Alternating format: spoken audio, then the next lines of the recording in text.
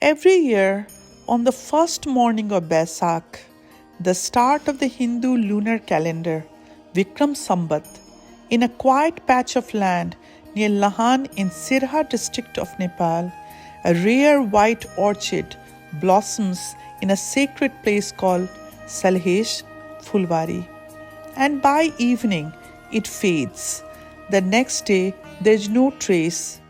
It doesn't bloom early, it doesn't stay late, only on that one morning.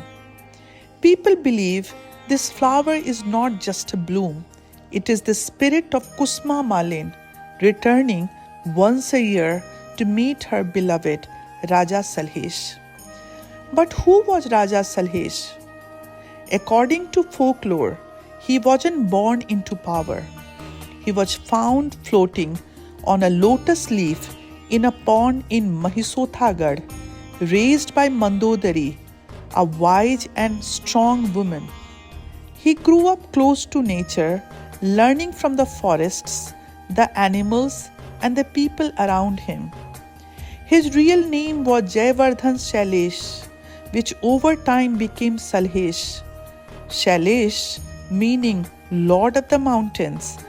Salhesh became a people's king.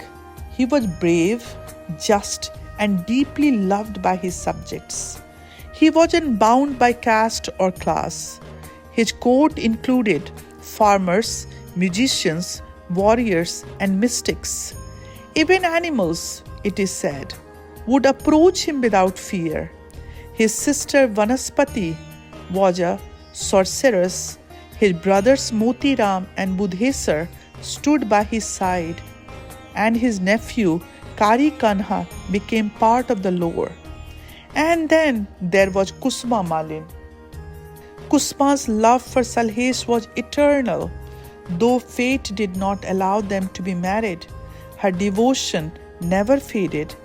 And so it is believed she returns once a year as a flower, just for a few hours, to be near him again.